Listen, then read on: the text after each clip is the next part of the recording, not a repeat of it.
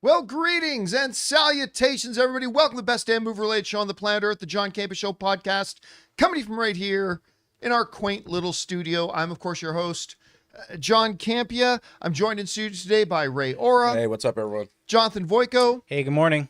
Chris Carr's normally here on Tuesdays, but we are having the mother of all windstorms. And she was a little bit nervous to take to the highways on that. I totally understand. So she's not going to be with us. Question. If you send it in when we're not live, we'll just get around to answering it on the next episode. All right, guys. With that down, let's move on to this, shall we? Uh-oh. Are we finding, is our stream already down? It's just come back. Oh, it was did down it go for a down second. already? Yeah, it went away and came back. Woo! I tell you what, it's going to be interesting to see how good we're going to be able to get through today with all the power poles going down. All right, we're going to start off with this. One of my favorite shows in years ended up being Last of Us, which is probably the show that definitively broke the all video game movies or TV shows suck trend. I mean, that we've had also a couple of other good ones, like was one Amazon just did. Fallout. Fallout was great, got nominated for Best Series at the Emmys, but I still, Last of Us is the gold standard right now, and cannot wait for the new season. And now we know when the new season is coming. A brand new trailer just dropped for Last of Us Season 2, which looks great, but also now we know when the show is coming. It's coming in April. It's coming out in April. Now, they didn't give the specific day. That's fine. We now at least know that it is indeed coming in April. And super excited about that. Incredibly stoked about it. I cannot wait for this show to return. It's been too long. I really wish streaming companies would get on with, consistent release. Well, yeah. I don't know. Here's a crazy thought. One season a year. Nah. I mean, television networks with way less technology and way less resources manage to put out 22, 23, 24 episode seasons every single year. Sure would be nice if these guys with their 8 episodes and 10 episodes and sometimes 6 episodes could do that, but whatever. Put that aside for a second. Very excited about this show. And I really like that this new trailer kind of started off with, it's Abby, right? Yes. Started off with Abby. Listen, I've been on record before. I think Last of Us 2 is the single best story ever told in a video game. Because you guys know that I'm a sucker for stories that examine how pain affects people. Mm-hmm. Even the best of people and what that does. And I also like the fact that we finally had a story that examines, hey, in all those video games you run around and you kill all those guys? Those guys had parents and loved ones and children and families and best friends and people who you just took their world away from them when you killed that random NPC out on the street, right?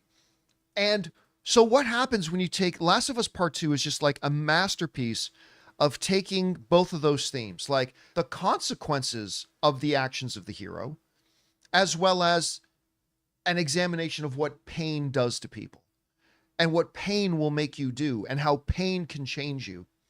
And I just thought it was a breathtaking, beautiful story about that. And it didn't pull punches. Like, it didn't say, well, this hero's our hero, so they won't be affected by pain. Yes, they are. And I loved it for that. And I can't remember, it was like a 17-hour cut scene movie of it. And I was just enthralled the whole time. And I remember after watching, I'm like, this is the best video game story ever. There's never been a video game story that comes close to this. That is truly a cinematic story. And there have been some great ones, Red Dead Redemption, 1 or 2. I almost said Thor Ragnarok, God of War, Right. which is coming, and I'm very, very excited about that. It Takes Two. Which one? It Takes Two. Oh, well, It Takes Two. That's a good story, right? They're making that. They're making that into a movie. Yeah, that's right. They're still developing it. Mm-hmm. I cannot wait to see. That's a great. I mean, it's not as epic as it's not as deep, but it's going to make a fun little movie. But for what it is, I think the movies are good enough to actually get people on. I haven't played It Takes Two, but It Takes Two is so fun. I played the one where you're like a ball of yarn, and the second one there's two of you, so it's sort of like It Takes Two, where you have to work together. Oh, Unraveled. Yeah. But It Takes Two. But it's a wonderful story about two parents who are planning to divorce, and they have a little girl, and they get trapped in the bodies of two. That's of their toys. right. Yeah. And I never even heard it. We're going to stay on topic of Last of Us. Yeah. I was going to say, Ann and I had never even heard of It Takes Two until we were watching the Video Game Awards, and it won Game of the Year, and we're like, well, maybe we should try this. We downloaded it the next day, and we got totally hooked. Because Anyway. it's games with deep stories. I mean, a la Last of Us. In the beginning, you brought up the amount of time these seasons take for these shows, but I think Max may be the only outlet that I will give them that whatever time. Or HBO, because you want the quality. what I mean? Because we do get quality all the time. Oh, yeah, we get huge quality from them, yeah. But there's a couple other places I'm not going to call out that should be pumping out. But even Max, like HBO, like we used to get Sopranos every year. And even if you want to go like Boardwalk Empire, which then it was a little more complicated than Sopranos because it's a period piece, right? Yeah. That was still every year. Game of Thrones. Game of Thrones was every year. Anyway. That was extremely I would imagine complicated. Penguin. I'm not going to go down this rabbit hole. But I would imagine Penguin would have a quick turnaround time if they did it a second season. Well, they don't even have plans for a second season yet, so it's not going to be a quick turnaround All time. right. Yeah. But anyway, I mean, back to this, how they're going to take it. Now, remember, the first season of Last of Us took liberties with the story in the game. And every time they took a liberty and made a change from the origin, it actually improved it. Well, because it made the sense. show was actually better than the game. It made it even more realistic. Yeah, it made it feel more grounded. It made the story flow better. It gave more depth to it. It was just brilliantly done. Now, we know that season 2 isn't exactly going to follow game 2 beat for beat, because if it did, a certain main character would be gone in the first episode or two, and that ain't going to happen. So they've already announced that they're going to be splitting up game 2 into 2 separate seasons. So game 2 is going to cover 2 seasons, which is good. Which is great. I think that's a great way to go, because there's a lot of story that gets told in game 2. So there's a long way for them to go. Anyway, I just think I thought the trailer looked great. It was just a 1 minute little, I still call it a teaser because it was just a little 1 minute thing. Yeah. But and it's just flashes. Great, and I cannot wait to see Abby. I cannot wait to see the way they portray Abby in the game and all that kind of stuff. Well, and I love where the trailer starts with. Yeah. You were pointing out, Jonathan, even the sound of the alarm. Yeah, in the hospital, I'm like, that's literally the sound from the alarm in the game. Yep. That exact sound, and Abby walking down, and you're like, we know what she's going to find. Yeah. And I just can't wait for this. It's one of the best things on TV. I'm looking forward to seeing just how Seattle comes to life in this, how it was built out in the game, you know? Anyway, guys, question is for you. What did you think about the new little trailer for The Last of Us Season 2 and the fact that we're now, February, March? We're 3 months away. 3 months away from Last of Us Season 2. Finally. Anyway, whatever you guys thought about it, jump down to the comment section below and let us know your thoughts. All right. With that down, let's move on to this, shall we? Speaking of shows that we've been waiting a while for, 3 years since Severance. My goodness, has it been? It's, anyway, Severance is a show that kind of came onto the scene on Apple TV Plus and caught the world by storm. It's Adam Scott, just incredible. Yeah. Turturro. Listen, this every time an episode came on, it's like just fabulous performance, fabulous story twist, and then the ending of the season was amazing. The very last moment of season 1, my wife is alive, and then everything goes dark. Just so brilliant. And you know what? I think I said this before. I nearly tapped out of the show after episode 1. Oh, yeah? Same thing with Ted Lasso. Like Ted Lasso. I did not. Yeah. Ted Lasso and Severance, they were both shows where I watched the first episode and I'm like, But then I got into season 2 and talked me both times into trying out episode 2, And that's where they both hooked me. That's where Ted Lasso hooked me, and that's certainly where Severance hooked me. And everybody has been waiting patiently for it. And now, as we're just, like a week and a half, 2 weeks away from it coming out?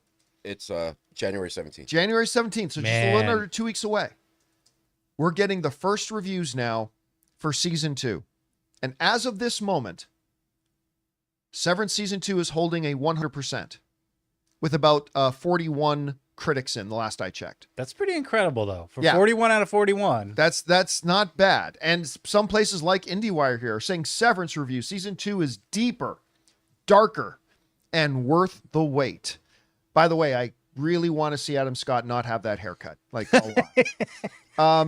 Anyway, there's some other reviews that came. The Financial Times wrote, what makes Severance stand out is not just its accomplished execution, but the artistry and imagination with which the claustrophobic confines of an office are turned into an atmospheric, idiosyncratic world in its own right. The Daily Beast writes, remains an expertly orchestrated brain teaser. Its insights into its characters and circumstances at once illuminated and confounding, given that they always hint at grander secrets and conspiracies hidden just out of view. Lawrence Sarner from the New York Post wrote, in this age where too much entertainment feels made by committee or made by algorithm, this is a rare show that feels like a singular creative vision. Now, to my surprise, like we all have friends, right? And people we know that we see a show and we think, oh, this one friend of mine would love this, or oh, this one friend of mine wouldn't like this. When I watched Severance, it was not immediately at the top of my list of shows that I thought Ray Ora would watch. And then one day he comes into the studio. Have you guys seen this Severance show? Because he came in like binge. Did you like binge the whole thing? He came in like Kramer. Yeah, and I even played a little prank on you one day. What was it? You did? What was it? Remember when I said I had this job interview at night, and then I at the end I said, "Oh, the company's name," and it was the company. Oh, that's right. It's like you got a job interview tonight. And like you've been waiting. What is it about this show, Ray, that hooked you? Like, why did you like the mystery, and how this guy in this in this environment is gonna get out of it or figure things out. Like there's always people that you kind of trust, that you don't trust. You don't know what they're doing or what their purpose is. Mm-hmm. And you're like with Adam Scott's character the whole time. You like even when he steps outside the building, he lives that new life.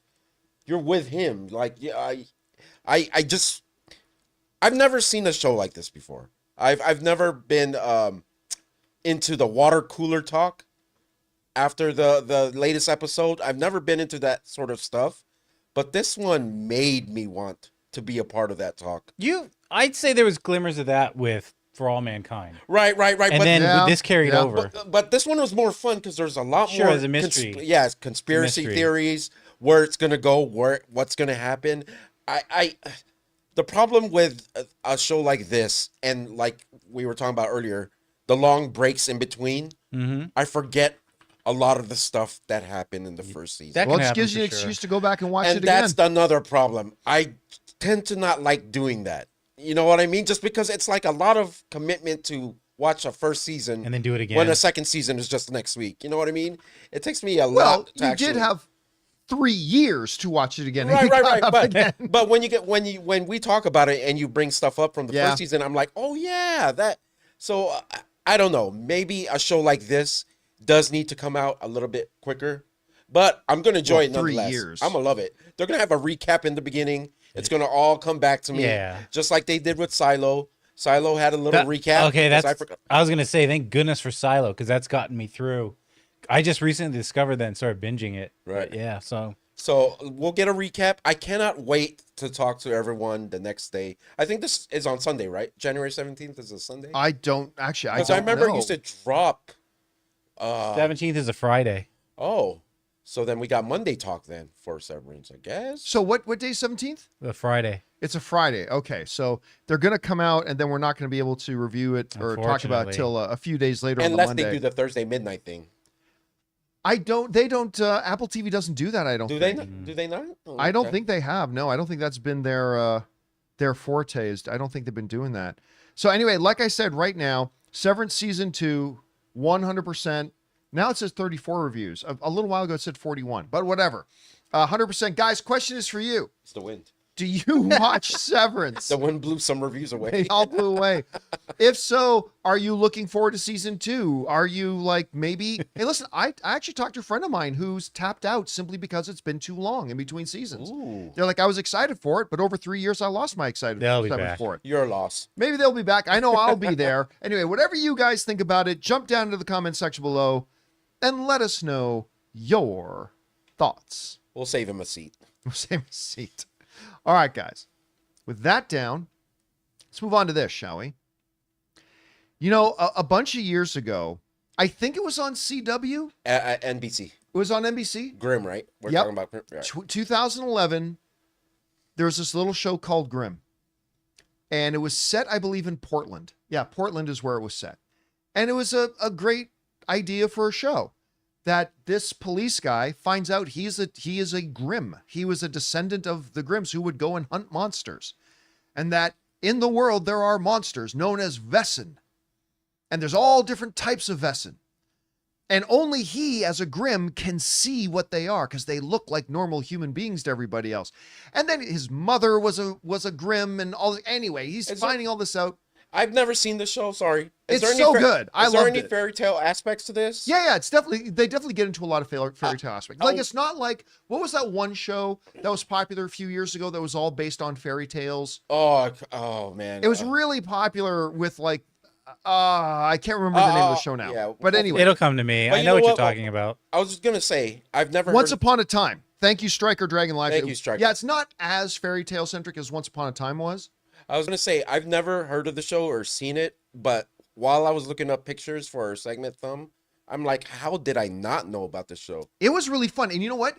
One of the best things, and it was a show that had some action and some great mythology, but it was also lighthearted in many ways. Like, for instance, one of my favorite things about the show was that Grimm comes across this guy who's secretly a werewolf. I can't remember what Schnaudenbad or something like that they call it in the German, right? And he ends up being like, that's not him, but Yeah. it ends up being like his best friend. They end up becoming best friends, like a Grimm and a Vessin are like best friends, and they have a terrific dynamic. And Tulok, the girl who plays Lois in Superman and Lois, she was the main female lead in Grimm. Anyway, the last season got cut short. They got notified. They thought they had another season coming, and they got told out of nowhere, oh no, this season is your last season. And the show ended very abruptly and not very well, which is really a shame. And I'd always wished we could go back. Well, it looks like we are, because according now to this report in Variety, Peacock is developing a Grimm movie that they're going to do. This comes to us again from Variety, who writes, Grimm is coming back from the dead, this time in the form of a movie. Peacock is developing a feature-length reboot of the fantasy cop drama, which aired for 6 seasons on NBC from 2011 to 2017, Variety is confirmed. Now, the original showrunners are coming back. They're going to be involved. Josh Berman, the creator of Lifetime's Drop Dead Diva, is writing the Grimm movie, which he's executive producing with the original series showrunners David Greenwalt and Jim Koff, as well as original executive producers Sean Hayes and Todd Milliner. Milliner's Hazy Mills Production, Universal Television are the studios behind the reboot. The plot and cast of the Grimm movie are being kept under wraps, but the original series starred David. Anyway, I already explained what the series is about. So, right now, they're not saying that the original cast is coming back or that it's going to be a continuation of the series. If you saw Grimm, the finale at the end takes a big time jump forward. Like their children are now all grown up and all this kind of stuff. It was stupid. It was really, really, really dumb. I'm hoping they can just retcon that and get back the original cast. And say it's now 8 years later from the last time we saw them. Bring back the main guy. Bring back Tulok. Now that Superman and Lois is over, Yeah. so she's got some free time. Bring her back. And it's a movie, not a series, so it's not a huge commitment. Yeah, exactly. And also, this will probably be the last time we'll be talking about the Grimm a movie because it's on Peacock. We'll never watch We'll it. never see it. I like Peacock. Catching strays, man. I don't know. Whatever. Yeah, the thing is, the show is really good. The show is great. I enjoyed an amazing amount. I was very, very excited to see this. So hopefully, I just really hope they bring back the original cast. I heard it was in like a feature, like a heavy traffic. It was on Fridays. I And can't it was remember what day up of the against week it some was. heavy hitters. So it's kind of a. I always wonder like what kept you tuning into the show over and over again. Was it the actor? Was it just like it was just a really fun little show to watch. Like it wasn't Sopranos, it wasn't The Last of Us, but it was fun with little heaps of mythology, great little banter, nice fun little relationships. It was just like not one of the greatest shows of all time, but just a really enjoyable watch. And I just enjoyed my time once a week when I could go and just sit down for an hour and watch it. You know what I mean? Does this put the end cap on the series, or is this a start of something new? We don't even know who the cast is. Okay. So we have no idea. I'm hoping it's going to give the original series a proper ending that it never got. That's what I hope for you too. Yeah. So, but I mean, if they decide to do something original or rebooted, I'm fine with that too. I would just like to see them bring the original cast back and give it a different ending, but that's just me. Anyway, guys, question is for you. What do you think about this? Peacock is developing a Grimm movie. I certainly hope they're going to be bringing back the original cast. Maybe you think they should just do a reboot with the same premise. Whatever you guys think, jump down to the comment section below and let us know your thoughts. All right. With that down, guys, let's move on to this, shall we? So apparently there's a little Superman movie coming this year. The trailer that dropped just before the holidays ended up becoming the largest trailer drop in the history of DC, the most viewed trailer drop in the history of Warner Brothers, and the 5th biggest trailer drop of any movie of any studio of all time. Pretty big. So clearly there was interest. As a matter of fact, the trailer caused so much interest that prior to the trailer dropping, Fandango did a survey amongst its users and membership, and they found that Superman was the 9th most anticipated movie of 2025. A quick survey done amongst Fandango after the trailer dropped, Superman became the #1 most anticipated movie of all time from the users of Fandango. Well, now another place has just released its study about what is the most anticipated film of the year. It's coming from IMDB. And they're telling us that the most anticipated movie of 2025 is Superman. They put out their own little study there that said the analysis amongst all the fan interactions and fan usage of IMDb pointed that Superman is the most anticipated movie of the year for their fans, which I got to tell you, tells you something about the power of a trailer, man. The power of a trailer. Yep. It's insane because listen, obviously there was a lot of people talking about Superman prior to the trailer. We talked a lot about Superman prior to the trailer. It's the start of a brand new cinematic universe, all that kind of stuff. But to jump to like the most anticipated film of the year from third-party sites, Fandango, IMDb, and their huge user bases are saying this. Now, that does not automatically mean that the movie is going to be a huge box office success. Okay? Just because it's got that. But as I've pointed out before, interesting little fact. Like I said, Superman is in the top 5 of the biggest trailer releases of all time. Every single one of the other films in the top 5 have went on to become $1 or $2 billion films. Again, I'm not saying Superman will be. As a matter of fact, I don't think Superman will. But it does certainly speak to the fact that there's a lot of eyes on this movie that are looking up. A lot of people are looking at this movie right now. And when does it come out again? July? July. So we're what? February, March, April, May, June. We're 6 months away. I believe the trailer already has made more than Craven. I believe. The trailer alone has generated more YouTube revenue than the entire box office run of Craven at this There's point. a special edition steelbook for just the trailer on sale right now at Best Buy. Yeah, there you go. Go get it. So I don't know. Anyway. Don't go to Best Buy. Don't go. no, to no, Best it is Buy. not there. Anybody, It is not don't actually go- there. But I mean, it just proves that there's a lot of eyeballs on this, Right. which I find very interesting because I don't think all the eyeballs on it are loving eyeballs. Oh, yeah, no, no, definitely that's the not. thing. It's like it has its criticisms. Yeah, I think, well, the trailer doesn't have its criticism. It doesn't have its critics so much as the fact that it's not the Zack Snyder DC anymore has Well, its criticism. it's like right. I'm hearing like, okay, one, oh, Superman still isn't smiling, and then the other side is, well, this is too happy and silly. I'm like, I know. Take your pick. Which is it?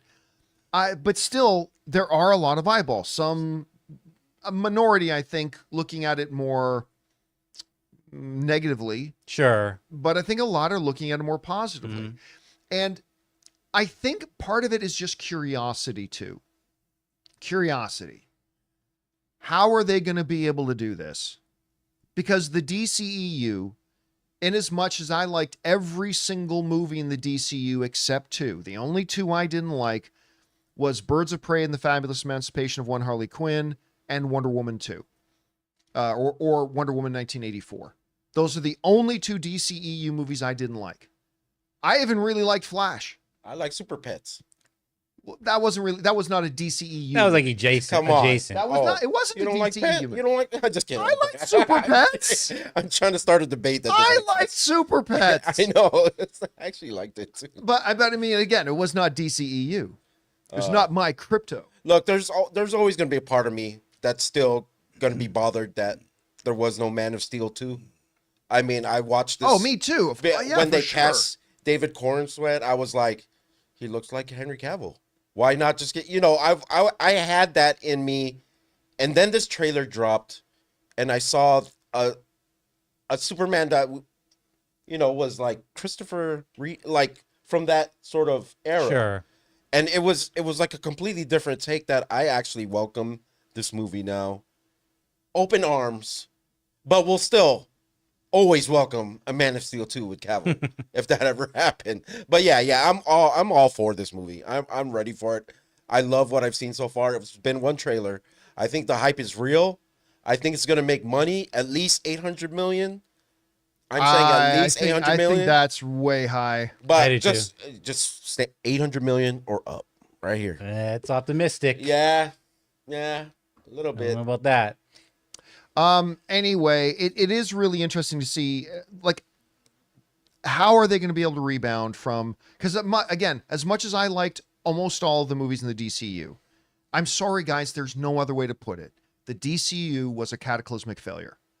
It had one film that crossed the $1 billion mark, maybe three that you could call bona fide financial hits. Mm-hmm. And then a whole lot of them that either barely broke even or lost a ton of money. And at best had mixed critical reviews. I mean, you had Aquaman that the critics generally liked. You had the first Wonder Woman that the critics loved and universally adored.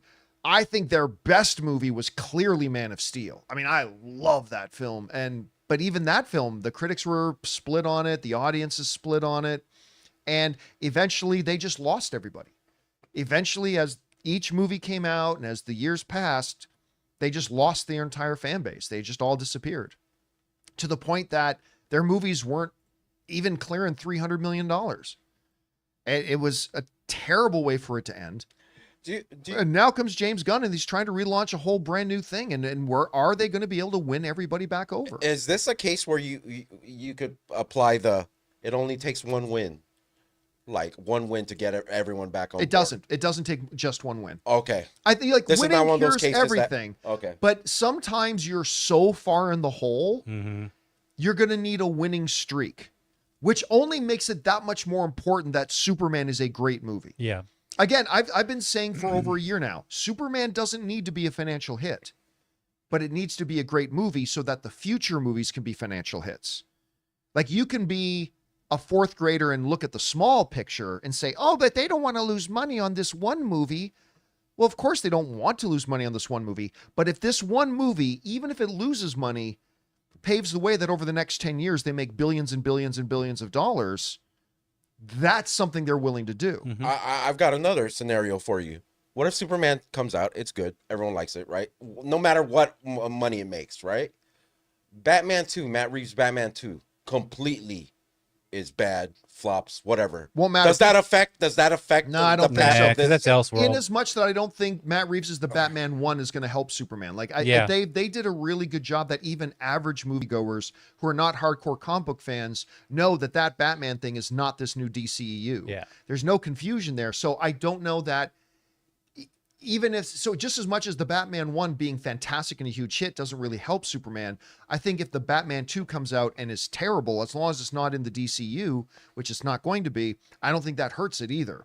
It's all going to be about Superman and then Supergirl and then Brave and the Bold. And then can these films get the audience back? And listen, without a single movie being out yet, they're winning the PR war because everybody's watching the trailer. By the way, I just saw another little interesting news note that the Superman trailer in 1 month has passed the all-time views of any Man of Steel trailer.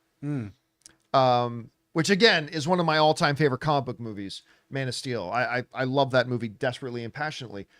But it's, again, they're winning the fight right now. They're winning the PR fight. Superman is now the most anticipated movie of the year for movie fans. Top 5 biggest trailer drop of all time. Creature Commandos isn't big, but it's definitely helping. People seem to be enjoying Creature Commandos. People are getting excited about the new James. Now comes the hard part. They actually got to deliver. Because all this is great. This is wonderful. But if Superman comes out and it's another Wonder Woman 1984, or if Superman comes out and it's a Black Adam, which, by the way, I liked Black Adam. Yeah, it was okay. I liked that movie. It only made one Black Adam, though. I didn't, but I didn't love it. If that movie comes out and it does not live up to its potential, then all this great stuff about being huge trailer drop and #1 most anticipated movie of the year, all that means nothing. Yeah, that's stumbling. If the movie doesn't deliver. Yeah, that's stumbling right out of the gate. Yeah. That's the jockey fell. That's the gate failed to open and the jockey went over it. Yeah. And you know what? And that's exactly why James Gunn decided he needed to direct the first movie himself. That's why. Because James Gunn and Peter Safran understand there's no second chance to make a first impression with this new cinematic universe.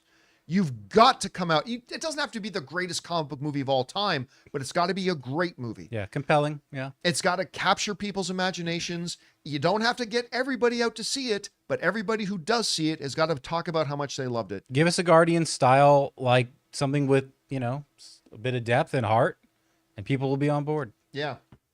So, I mean, the movie better be good. And again, if it's good, they won't really mind if it doesn't make a lot of money, because they know if it's good, Supergirl will make twice the amount of money that it would have made otherwise. And that's where they're going to make their cash. Yeah. But it's got to start with a great movie. And again, I've said this before, there's no reason to believe that James Gunn won't deliver. He always has. I can't think of a single movie of James Gunn, outside of his Trauma era, but outside of his Trauma era, I can't think of a single James Gunn movie that I don't like. I like Super. I love Slither. It's my favorite movie of his. Did he direct Brightburn, or was he just No, like one of like his cousin or his brother or something like that. But he was attached as a producer. Yeah, right. but he wasn't the director directing of that. All the Guardians movies, Peacemaker, his Suicide Squad. I love his stuff. So here's hoping it's going to work out. Anyway, guys, question is for you. What do you think about this? And now, according to yet another major movie platform, IMDb, saying the analysis of all their user base is that Superman is the most anticipated movie amongst their film fans for 2025. Do you think that's going to have a big impact on how it performs?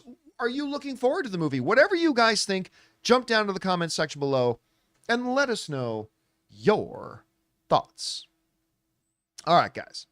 With that down, we're now going to move on to the most important part of our show, which is taking your live comments and questions. But before we do, we're going to take a quick moment here and thank one of the sponsors of today's episode, our friends at Hungryroot.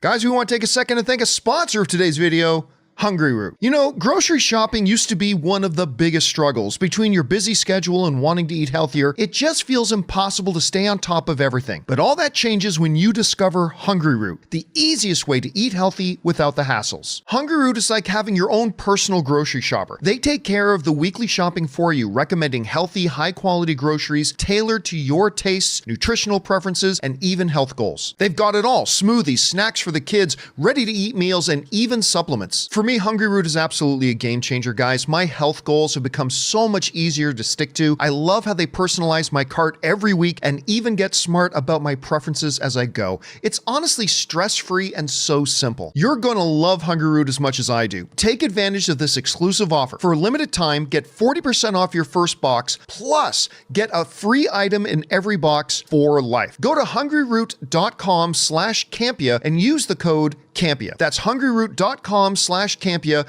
using the code Campea to get 40% off your first box and a free item of your choice for life. hungryroot.com/Campea, code Campea. And thank you to our friends at Hungryroot for sponsoring today's episode of the John Campea Show podcast. All right, guys, with that down, let's get on to your topics and questions here, shall we? Jonathan, what we got up first? First up, we got Echo from Arcane. Says, hi, John. There's 3 cinematics I'd love to recommend that are actually canon to the world of Arcane. They'll blow you away. That's a promise. The Call, Still Here, and Blood, Sweat, and Tears. The last one is about Ambessa. Share your thoughts. Thanks. I don't generally go out and watch that stuff, to be honest with you. Is that just stuff that's online? Or? Yeah, it sounds like it probably is. I'm just not going to be deceitful and tell you I'm going to watch it when I'm not.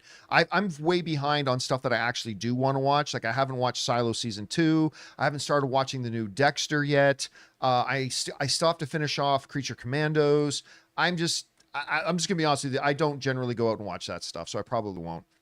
All right, what's next? We got Andrew K. says, hey, John, just finished watching Ted Lasso for the first time and loved it. What do you think of the show? Do you think there is a chance for a season 4? And what do you think it could be about? Will Ted go back to we've Richmond? talked about Ted Lasso, I think 7 or 8 million times on the show. Yeah. I absolutely love it. There's not a chance for a season 4. There is a season 4. We covered the news about this a couple of months ago. The contracts have been picked up on the actors. They changed the terminology of season finale to season finale. There's going to be a season 4. Yeah. That is pretty much dead right. The only thing they haven't done yet is announced a production start date and all that kind of stuff. But there is going to be a season 4. When? We're not sure yet. What it could be about? Who knows? That's the thing about Ted Lasso. It really doesn't matter what it's about. Like, Ted Lasso is one of, not all shows should be this, but every once in a while, I think you need shows and movies that are just heartwarming stories about good people doing good things. And that's what Ted Lasso is. Sure, there are little story threads here and there, but at the end of the day, the show is just a heartwarming, joyous, funny show about good people doing good things or trying the best they can. And there's something incredibly endearing about it. So what it's going to be about, don't know. Not really important to me. Just bring back the characters. I just want to see Ted again. And I want to see Beard again. And I want to see Roy again. And I want to see their interaction and their dynamic, and do that, and I'm happy. All right. What's next? Right, we got Pex McGee. How little would Superman Legacy have to make to have WB execs worried? Zaslav doesn't strike me as the patient type. And the lowest grossing debut between Batman, Superman, and Wonder Woman was Man of Steel at 670. But that was over 10 years ago. Well, that was over 10 years ago, and not having just come off a failed cinematic universe that was driven into the ground. It was a bright future. Yeah, I mean, they were remember, Man of Steel launched when Marvel had already done the hard work of launching comic book movies as the new dominant force in the world of film and at the box office, right? Everybody likes to say, well, the first couple of Marvel movies didn't do all that great. Yeah, but Superman came out after a $1 billion Marvel film, and the average movie-going audience doesn't really make the distinction. So they got to come into a very fresh, a very positive forward momentum genre when the movie industry had just become comic book force-centric. So there was all of that. David Zaslav is very patient. He thinks in terms of years. He doesn't think in terms of months. He thinks in terms of franchises, not individual films. You know, I talked about this the other day. I'm a stock investor, okay? I'm not as advanced as Jonathan, who like does commodity tradings or anything like that. I just invest, right? And when you're investing, and I gave this illustration before, right? What you want to see is that your stocks start here and they end here. But that's never going to be a straight line. No. There's going to be ups and downs as it goes. There's going to be times that it drops a little bit and then climbs, then drops a bit and then climbs and then drops a bit and climbs. As long as it's going this way. If Superman makes Flash money, what was it? Like 200 and something million? Yeah, I got to look that up. Like something, just for argument's sake, like let's Sure. say $200 million. Okay, look. Is Superman made like $200 million? Like Flash or Blue Beetle After or that trailer interest? or Yeah. Shazam 2. Okay, then they've got to be worried because that meant nobody was interested in coming out and giving this thing a chance. But if it makes like $400 million, they'll be fine with that. Because again, they're not looking at the, oh no, my stock took a quick little drop. They're not worried about that. They're worried about over the next 5 years, where is this DC universe going to be? And if all the critics and all the audiences and the fans love it, then they know that, hey, maybe we took a little bit of a drop from the box office in the first Superman, but we're rehabilitating the image of DC. We're getting people back on board with DC. We're getting people excited about DC again. And as a result, yeah, maybe we take a little drip right now, but over the next couple of years, we're just going to do this and go up and up and up. So how low does it have to be to actually make James Gunn and David Zaslav worried? I guess 200 million. I guess even then anybody should be worried, but yeah. even if it doesn't make money, if it comes in like around 375, 400, that's not the important thing. The important thing is, did people love it? And if they did, now, if the movie makes $400 million and everybody hated it, then there's a problem. But if it makes $400 million and everybody loves it, they're perfectly happy. But I don't know much about stocks either. But isn't the day that something goes public, isn't that where it's the highest? The stock is Nope. No. Not Nope. necessarily. Well, a lot of people I buy mean, look into at when the stock. I still remember the day Google went public. Oh, And it's sort of, right. Here's a little stock advice, except we don't give stock advice, so don't take my opinion for yeah, we are anything. not giving financial advice. We're Yeah. only tell you what we have Just done. pretend I'm Ronald McDonald and I don't know anything, but I would never personally purchase an IPO. That's initial public offering. I would never buy that. Yeah. Ever. The only time in my life that I ever thought maybe we should was when Google went public. Yeah, I got that. That's the only time I ever thought about getting an IPO. Most of my investing is in ETFs anyway. Yeah. But anyway, that's not important. Anyway, let's move on. What's next? We got Keem, who says, I finally saw Wicked Part 1 last week. I took my teenage baby sister, I'm 34, and we both left in genuine tears. It's truly an experience. We went back again 4 days later. Wow. It feels like we made a core memory. Bring on Part 2. Again, as somebody who is not the target demographic, I fully endorse that this is going to get a Best Picture nomination. It's a magnificent movie made in the style of Golden Age of Hollywood. It's wonderfully performed. The music is fantastic. It's colorful. It's a visual feast for the eyes. I mean, it's not, what was that one Jet Li movie again? Hero. Oh, yeah. It's not quite Hero to this day for me is the most visually beautiful movie I've ever seen. I'm not saying Wicked is Hero, but it's likened unto Hero that way. Like every frame is like a piece of art.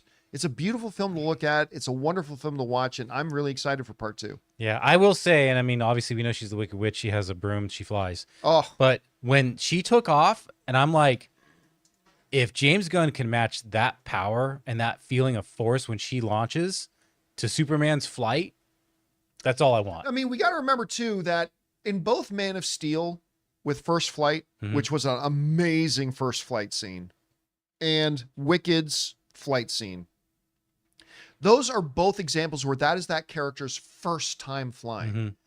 In Superman, Yeah, he's been Superman for a while. But I'm just saying that the impact, the yeah, I speed. want to feel it, right? Yeah. I want to feel that the awness of it when he's flying It should around. feel like Top Gun Maverick, like the afterburners are on.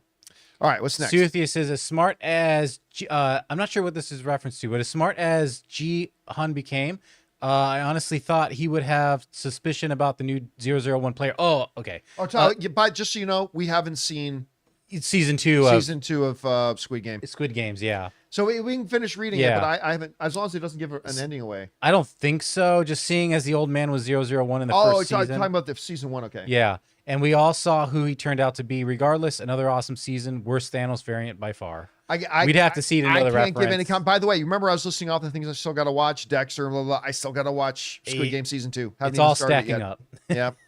All right, what's next? Brian says, saw 7 in IMAX. It was every bit as perfection as we all remember. What was in the box? I hope to see. David Fincher just came out and said what it was, but I didn't read the article to see what he said was actually in the box. I mean, we've all always assumed it was the wife's head. Yeah, right? yeah. Oh, But did he ever actually come out and say what it was? Like, did anybody read the article where David Fincher just came out and said what it was? Well, now that he's revealing it, that makes me think that then maybe I was wrong because I thought obviously that's what it was. yeah. Anyway, sorry. Continue with the question. Okay. Yes, where was I? Oh, hope to see David Fincher return to making theatrical feature films. We need more Gone Girls and Social Networks. Fincher is one of the best and shouldn't be exclusive to streaming. I agree. No, I agree. I mean, but as a storyteller, he's, sometimes he just might be in a place right now where he's really digging telling long form storytelling. So there's that. He was the one behind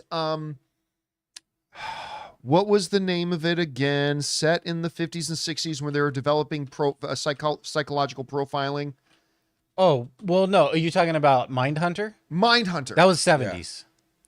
That was set in the 70s? yeah, but that was Yeah. David Fincher. No, was that the 70s? Uh-huh. Okay, 70s. There you go. I like, even more than I want him to make another movie, I really want another season of Mindhunter. That was so freaking good. Anyway. All right, what's next?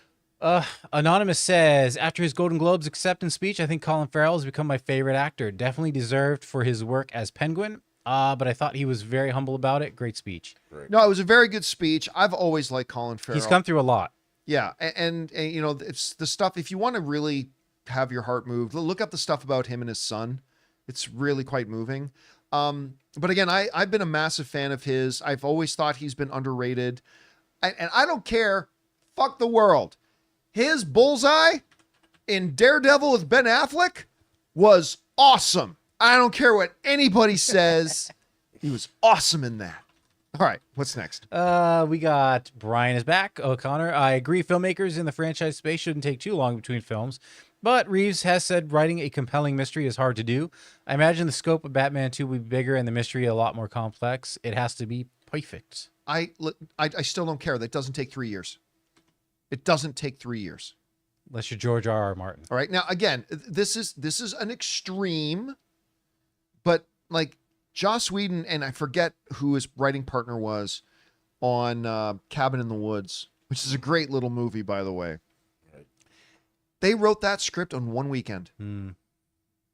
Now, I'm not saying that's the way it should be, and that's definitely an outlier and an extreme example, but it does not take 3 years. All right? It doesn't take 3 years. Oh, Drew Goddard. You know your story or you don't. That's Oh, Drew Goddard. That's right. Yeah. So Joss Whedon and Drew Goddard like literally wrote that script in a weekend. They probably fine-tuned it as they were shooting, Sure. but anyway, it doesn't take 3 years. Now you say, well, he's been doing other stuff too. Yeah, he has been. Maybe too much other stuff, but he hasn't been directing. And anyway, it's just been too long. This whole thing, oh, you got to get it right. I agree, you got to get it right, but when you're your talent level, when you're a Matt Reeves level of talent, it doesn't take you. I'm not saying it should take 3 days. I'm not saying it should take 3 weeks, but it doesn't take 3 years. Anyway, that's just me. All right, what's next? We got me writes. Hey John, have you had a chance to check out Hundreds of Beavers? It's an insanely clever and hilarious slapstick comedy. Took a little while for me to get on its wavelength, but once I did, it became genuinely one of the funniest movies I've ever seen. Never heard of it. Never seen it. I have no idea what it is. Does any It's you on a guys- lot of people's top 10 for the year. Yeah, but I remember somebody brought that up, and I said that's one I'm not familiar with. I don't know that one. Yeah, it's one of those things that it just keeps falling off my radar, and I'm like, oh yeah. Yeah, that one was complete. I mean, it certainly wasn't a wide release because it was. I mean, I don't think so. I don't ever remember seeing it on our theater listings, but no, I have not seen that one. All right, what's next? All right, we got Suthius, who says, I did some number crunching, and the Despicable Me Minion franchise now outgrosses the MCU franchise on a per movie average. The average for MCU is $911 million per movie, while the average for Despicable Me and Minions is about $935 per movie. This is wild. Yes, but just like when we're trying to compare the MCU to like Harry Potter, which would be a little bit closer, or Star Wars, stuff like that, but the sample size. There's 4 or 5 Despicable Me universe movies. There's like 30 MCU movies. So you can't really do a fair comparison at that. Like if Despicable Me did 10 more movies, would it still have that average? I don't know. I mean, Despicable Me 4 did quite well. Almost $1 billion. That was crazy. Did it very quietly. Yeah, just made massive money. Just kept creaking along. Kept creeping along. But again, just it is a testament just how big and successful that is. Listen, when you go to Universal Studios Hollywood, there's a lot of Minions running around there, man. And there's a reason. It's an incredibly successful franchise. All right, what's next? James UK says, hey, John and crew, hope you're okay and you all had a wonderful new year. In no order, here's my top 10 best films of 24. Dune 2, Furiosa, Abigail. That hasn't been on a list yet. Twisters, Loved Deadpool, Abigail. and Wolverine, The Substance, Juror number 2, Anora, Gladiator 2, and the Christopher Reeves documentary. One list that I thought about doing was I thought about doing a top 10 list of the best movies of 2024 that flopped. So they were great, but they didn't do well. Or that nobody went to go see. Yeah. And films like Fall Guy would have been on there. Furiosa would have been on there. But Abigail would have absolutely been on that list. Abigail is so much fun. I enjoyed that for like a little, really small budget movie. I thought the movie was great. And I'm glad you got it on your list. All right, what's next? All right, well, Pablo had some fun here. It says, hello, John. I have been on a break for the last 3 weeks because I'm a school counselor. Nice. I have watched, this is crazy, I have watched the first, all Harry Potter movies. For the first time. Yeah. The Lord of the Rings trilogy, Godfather 1 and 2, finished Shrinking, and Skeleton Crew is caught up. It was a great break. That's a lot of stuff getting It's a caught up lot of on. content. I mean, well, you just watched some of the greatest things of all time. Again, I don't think there's anybody I'm more jealous of than people who've not seen The Godfather or the Lord of the Rings films. Because you get to do something I will never be able to do for the rest of my life. Watch those films for the first time. And so, and it's crazy. Like I remember during the pandemic, how many people would write in all the time and say, I watched Lord of the Rings for the first time, or I watched The Godfather for the first time, because what else was there to do? And it was always kind of a good time to do that. So it sounds like time well spent, my friend. Well done. Yeah. All right, what's next? Dante says, what's up, guys? Love the show. After the Golden Globes, I sat and wondered what a world we live in where Anthony Starr doesn't get a nomination for Homelander. No disrespect to the other nominees, but I truly believe he at least should have been nominated. I mean, but that's the thing. Was he great as Homelander? Yes. Was he better than those 5 people who did get nominations? I'm not sure, because all the nominees were pretty awesome. Again, that's what makes winning Emmys, Oscars, stuff like that so incredibly difficult, especially Oscars, because there is so much competition. And not only do you need to be outstanding and the best you've ever been, but you got to hope that somebody else isn't just a little bit better. Like you can run the 100, if you're comparing to the 100-meter dash, you can do the 100 meters and have the fastest time you've ever done and like incredible world standard kind of stuff. But somebody else runs a little bit faster, you're out of luck.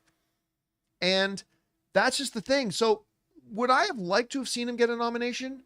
Yes. Do I think he was snubbed? When I look at the competition, I don't think he was snubbed. Like maybe I would have put him on the list, maybe, but the competition was so good that there's just no complaining that he didn't get one. Anyway, all right, what's next? All right, we got Ryan, who says, What would you think of Theo James being cast as the DCU Batman? I don't like doing X actor and X role, but anyway, He, continue. he thinks he's a good actor and fits what they're looking for. He'd be a great Bruce. Oh, if he fits what they're looking for, he'd be a great Bruce Wayne and an intimidating Batman. I don't really care. Again, for me, it's about as long as you get a good actor, right? So that means you could literally list off about 50 to 75 people to me right now where I'd be good with that. Theo James is definitely one of them. If you listed him off and if they announced tomorrow that he was going to be the new Bruce Wayne / Batman, I'd have no problems with that. I think because they've got a good actor. It's all about whether or not the actor fits the vision that the filmmakers have for this Batman. And we don't know what that vision is. So we can't say for sure who would be right for it and who wouldn't be. But again, I like Theo James. And so if they announce him tomorrow, I'd be perfectly good with it. All right, what's next? We got Rev Matt who says, are there any movies that you've watched on streaming VOD that you wish you had seen on the big screen? For me, that was Arrival, which I totally missed out on as it had a super short theatrical run. Boy, any Denis film would fit that bill. Yeah, but again, I've seen all of Denis films in theater. The ones that really stand out to me are the ones that never went to theater. You know what I mean? Like, I think, although it was super, super long, The Irishman is one that I think really should have been on the big screen. So there's that one. I wish they had put Old Guard. That's the name of the Charlize Theron one, right? I think so. Old Guard? Yeah. I think they should have had Old Guard in the movie theater, but it was a straight to streaming the Old thing. Guard, yeah.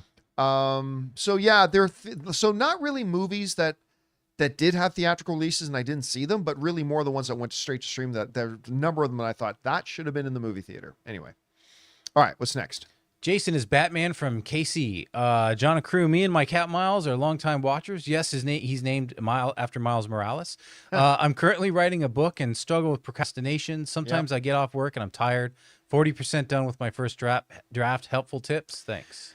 I wrote a novel, and it took me nearly 5 years because I'm not a novelist. I'm not a novel writer, but also because I literally would go months at a time in between working on it. No excuse. Writer's block and procrastination are really tough things. The best piece of advice that I ever got, and this is one of the best pieces of advice for everything in life, is if you don't know what to write, write gibberish. Just write. Just write. Just start typing. Even if the stupidest words are coming out of your mouth. School bus, fairy tales, mall shopping, milkshakes. Like, it doesn't matter. Because there's an old saying that goes, you cannot steer a parked car. A car's got to be in motion for you to be able to steer it, right? You can't steer a parked car. So the key is just get yourself moving.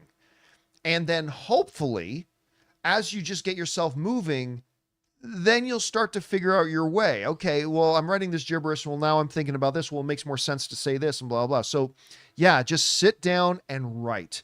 Even if it's all gibberish, even if after 20 minutes you end up throwing all of it away, sit down and just write anything that comes to your head, and then see as it starts to form into something bigger. That's my best advice from somebody who is not a professional writer.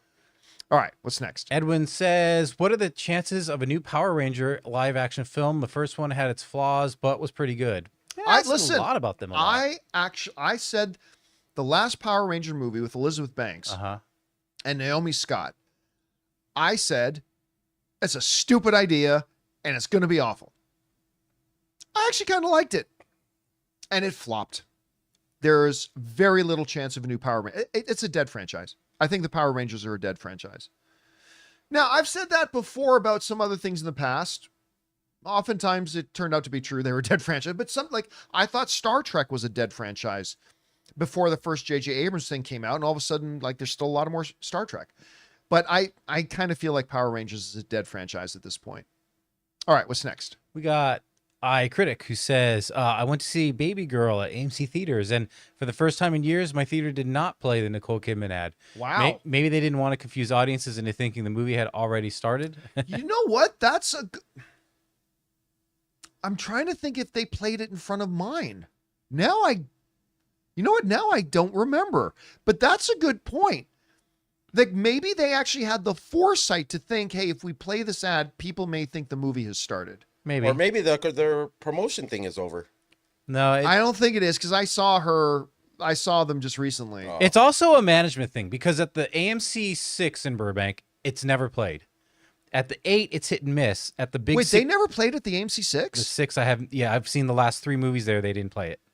The 8 in the mall, it's hit and miss more often Right. than not. The 16, it's 100% always played. So, All right, what's I don't know. next?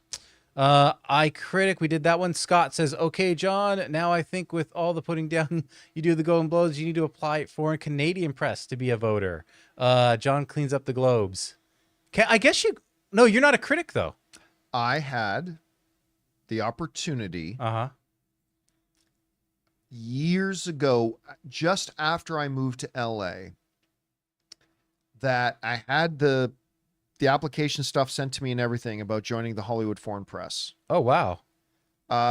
Because at the time, really the criteria was the movie blog was still considered a Canadian publication. Right. You needed to be a writer for a foreign publication living in Los Angeles. That was the criteria, as I understood it. Maybe I'm wrong, but that's the way I understood it. And but I was not interested. There are several organizations that I've been asked to join that I have politely declined. Some because I don't respect the organization. Some for organizations that I do respect, but I don't see myself. I just don't want to be a part of it. That's all. I respect what they do. That's good for them, but I just don't want to be a part of it myself. There are several critic bodies that I've been invited to at one point or another to be a part of, but I've never had the interest, to be honest. And unless I'm the president of the foreign press, the Hollywood Foreign Press, I wouldn't be able to change nothing. So there's no point. All right, what's next? Okay, Taz says, hi, my 2 cents on Craven. I liked it. I just want to know why it flopped, even though audience score was 73. I thought word of mouth would help. And why you didn't mention the audience score was 73, just only the critic score. My favorite Deadpool, my favorite of, I guess, for the year was Deadpool. The worst was Beetlejuice 2. We always, 95% of the time, we only mention unless the topic of conversation revolves around audience reaction. We always just mention the critic score. That's it. Unless the conversation is around audience reaction, then we will bring it up. It's a piece of shit movie. It's an absolute vomitous piece of garbage. Now, that is subjective, of course. That's subjective. But you're asking me. Yeah. It's an unrelenting pile of shit, that movie. It's one of the worst films I've ever seen in my life. And it failed because nobody liked it.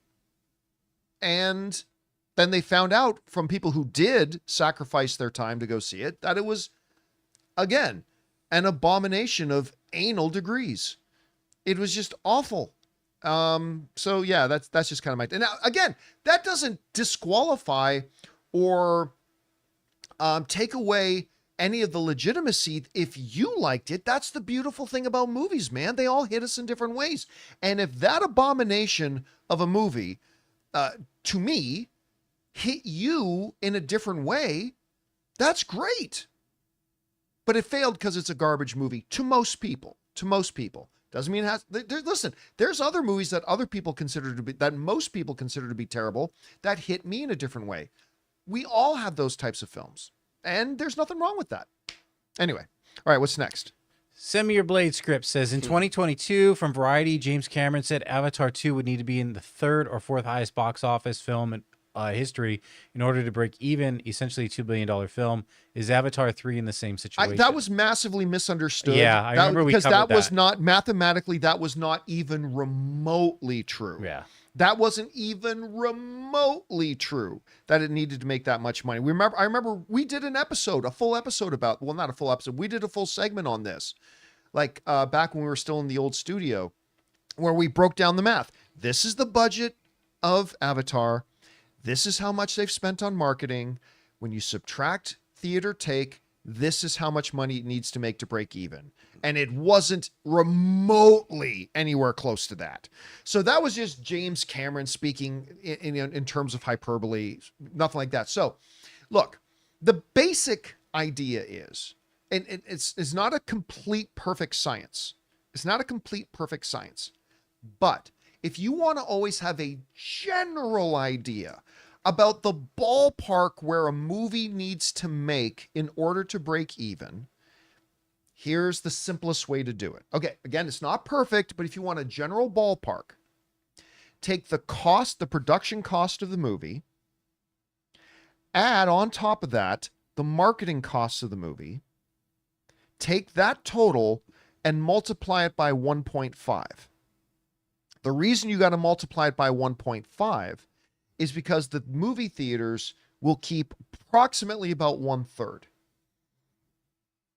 The ultimate equation of that is production costs plus marketing costs multiplied by 1.5. That will give you the general ballpark, give or take, of where a movie needs to land at the box office in order to break even. Yes, sometimes it'll be a little higher, sometimes it'll be a little less. So for argument's sake, let's say a movie cost $150 million to make, and they spent $50 million on marketing.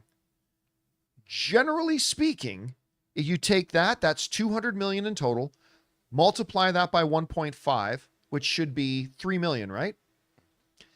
So $3 million, or $300 million, I should say, is generally how much you need to break even, because if you make $300 million at the box office, you take away 1/3 for the theater's sake, then you end up with $200 million, which is exactly what production plus marketing is. Again, it's not precise. It's just general ballpark. And no, we did a full segment on this a couple years ago when that quote came out. It was completely hyperbole. Anyway. All right. What's next? Atomic Ninja says, hi, you guys. Happy New Year. On Monday's show, you talked about Sonic 3 not doing well as you thought. Just wondering if you thought the low performance of Knuckles' show had anything to do with it. Love your show. Watch every day. Thanks. I just don't think so. The reason I don't think so, there's two reasons why I'm not really sure if it did or not. Number one is not a ton of people watch the Knuckles series. I mean, that's just part of the reality. Not everybody watched the Knuckles series to be influenced positively or negatively. Secondly is, even if people like me, I did not like the Knuckles series. I was excited about it, and I didn't like it at all. You know what's weird? But it still didn't take away my enthusiasm for watching Sonic 3. Exactly. You know? I didn't... It's weird. I didn't like it either, and yet I enjoyed it. I think because it was just so silly, but like it was still enjoyable to just have on. It wasn't like... I wasn't offended by it in any way, you know? Right. All right, what's next? The Dark Nick says, in an interview with the credits in 2022, just prior to the Batman's release, Reeves said he loves Mr. Freeze and believes there's a powerful, grounded take on the character. There was snow at the end of Penguin. Give me Mads Mikkelsen as Victor Freeze. Give me Arnold. Everybody chill. There was snow. Therefore, it's going... Okay, look, we've talked about this. Like, Mr. Freeze is one of those characters that if you alter a little bit the way he's traditionally been done in the comics, you can make a very grounded feeling Mr. Freeze. There is a way to do that. The comic book purists won't be happy with it because it would be a little bit more of a departure, but I still think there's a way to do it. Just like Riddler was not really the comic book Riddler we got, but the Riddler that Matt Reeves gave us was great. So yeah, I wouldn't be shocked to see a Mr. Freeze at some. I don't expect it in the next movie, but I think there's a way you could do it. Just understanding it'll be a little bit different than what we got in the animated history or in the comic books. And definitely different from Arnold Schwarzenegger's Mr. Freeze. All right, what's next? $20 tip from Future Man. Thank you, Future Man. First time I watched Blade Runner 2049, I didn't get it. The second time I watched, I said, okay.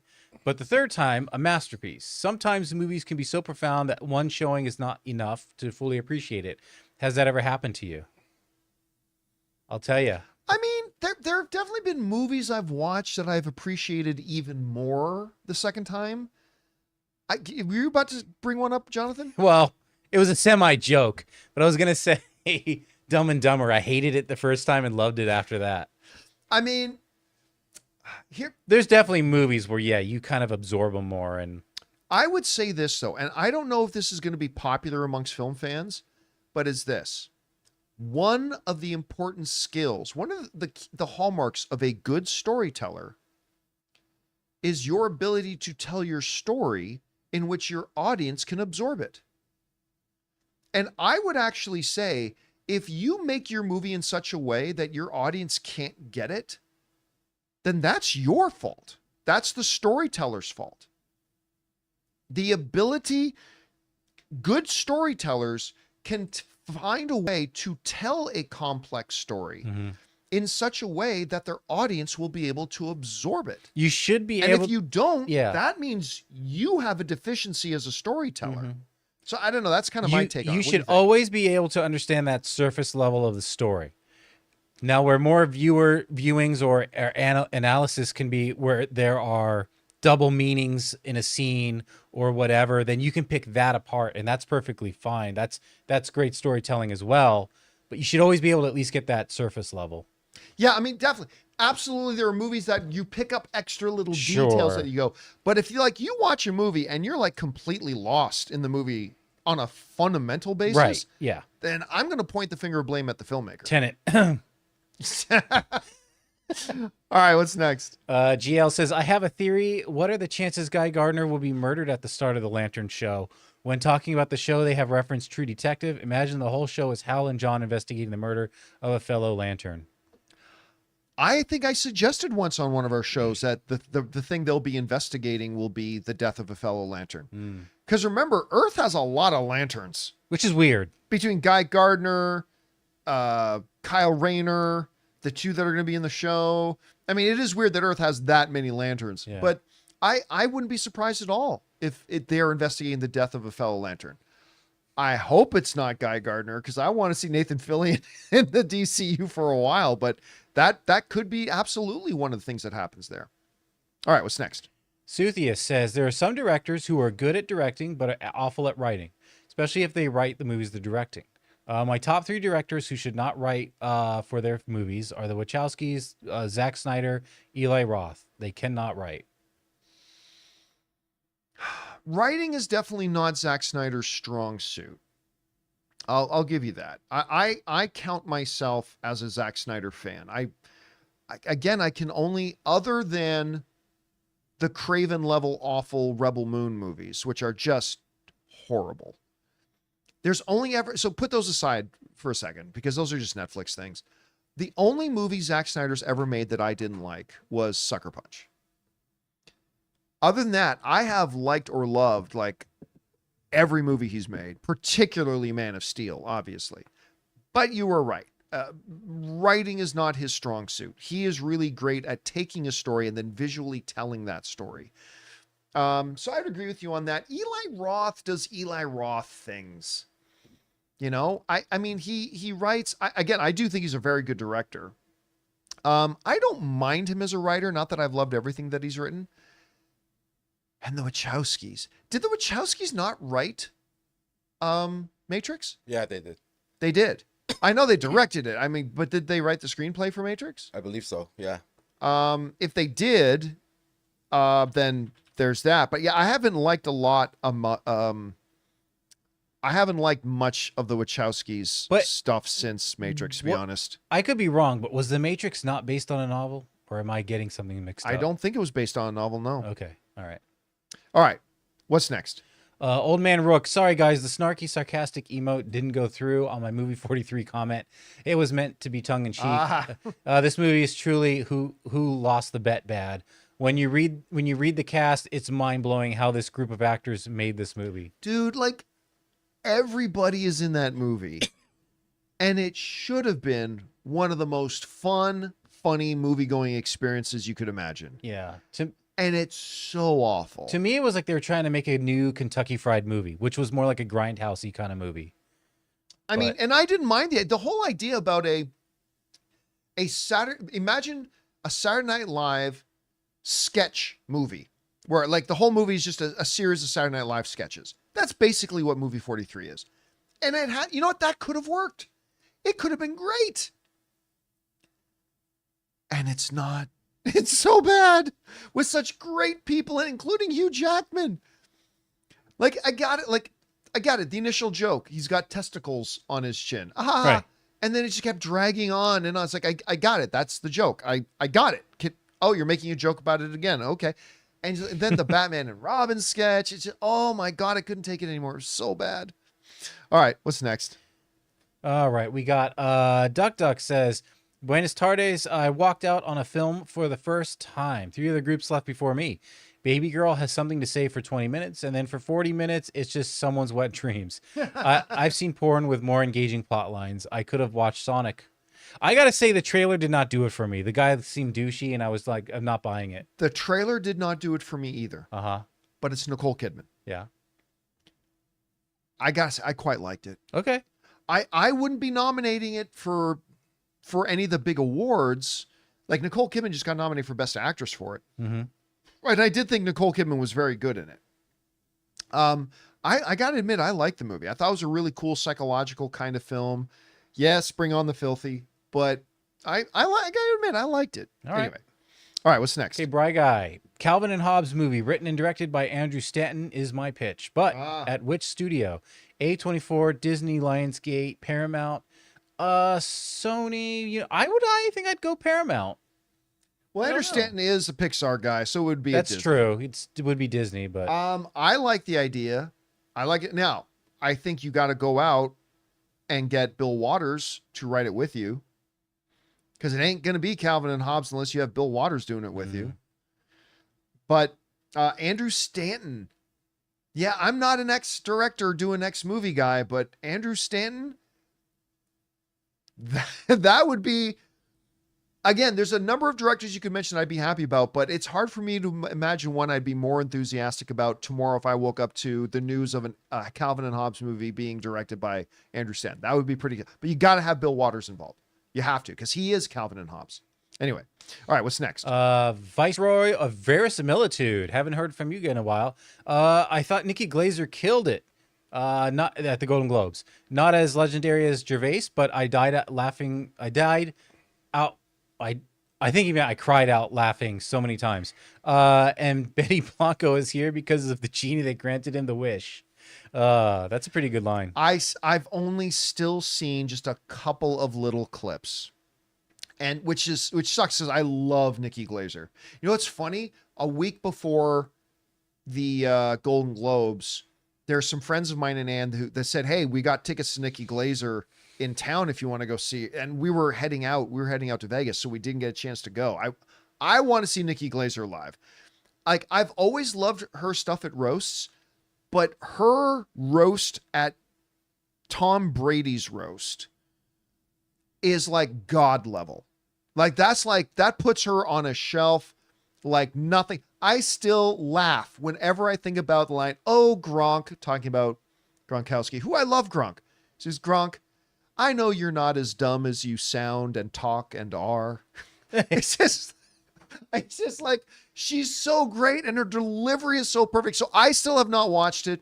Apparently the Golden Globe ratings were like one of the highest in years. Wow. I think they said they got 10 million viewers of it. And generally speaking, I haven't watched it yet, but generally speaking, the reception of Nikki Glazer was really, really good. Again, you remember how excited I got when they announced that she was going to be hosting it. Like, she's perfect because she has a way, unlike Ricky Gervais.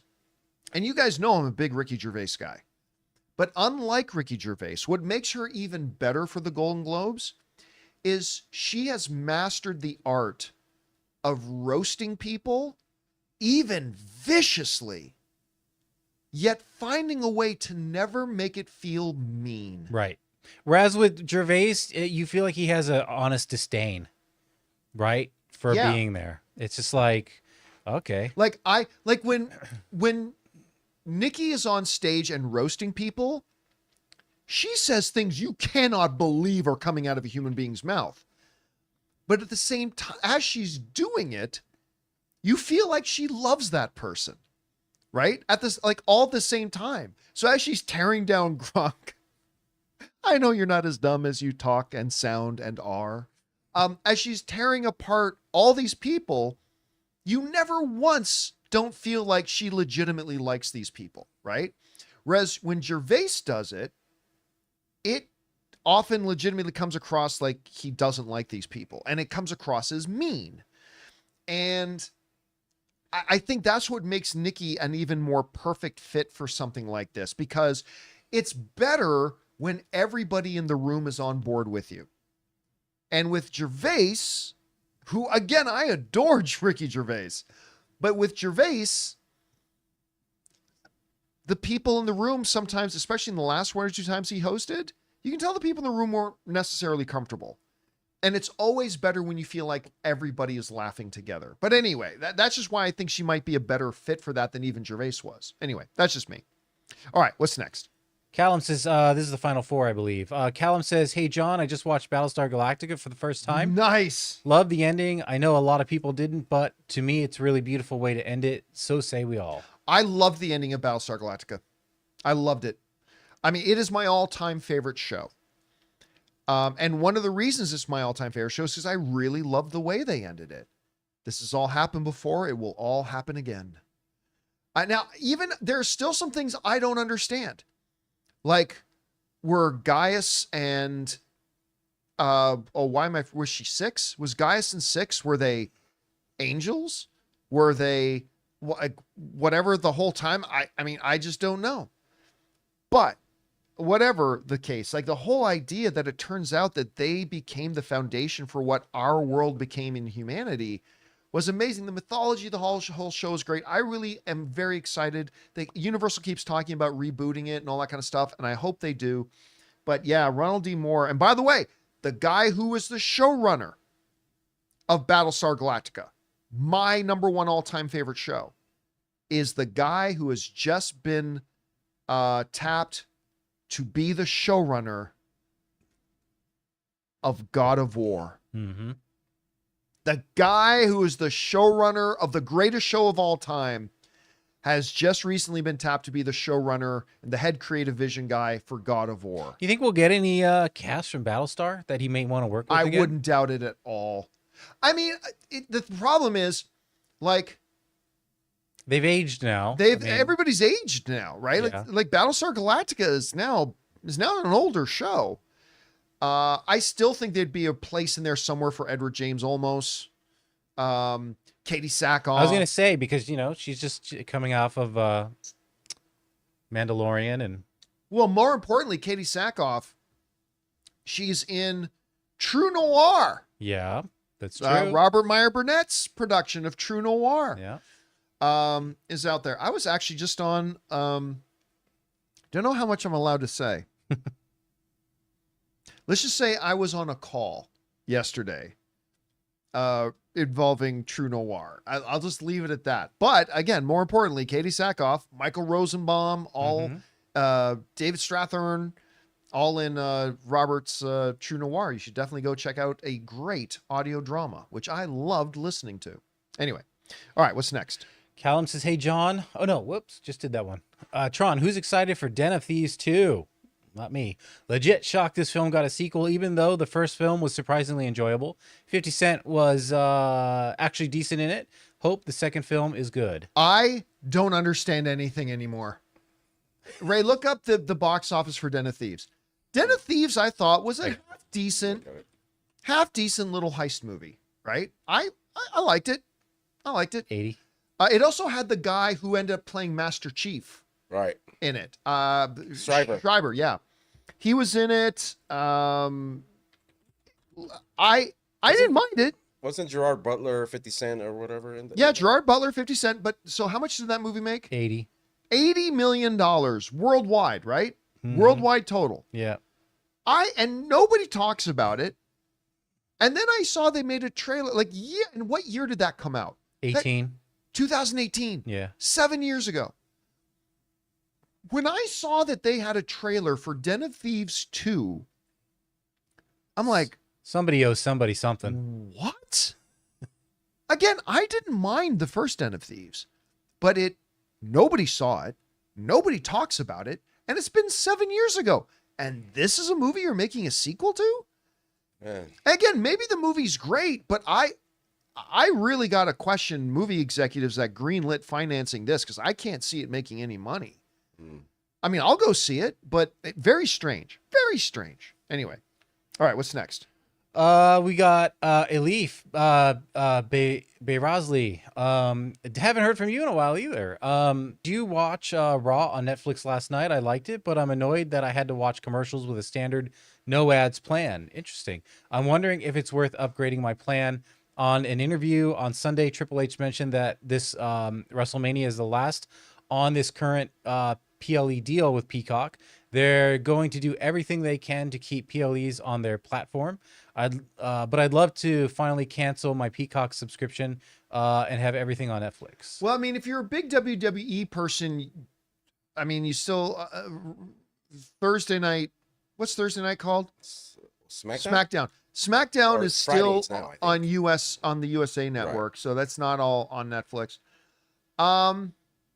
Yeah, listen, they advertised in advance that there are going to be ads playing with their live sporting events. Not with your movies, not with your TV shows, but with your live sporting, or in this case, sports entertainment events. They're going to be playing ads with it. So that's just the way it is. That's the way it's going to be. That's not going to change. I haven't watched Monday Night Raw in a long time. Long time. We sat down to watch Monday Night Raw last night.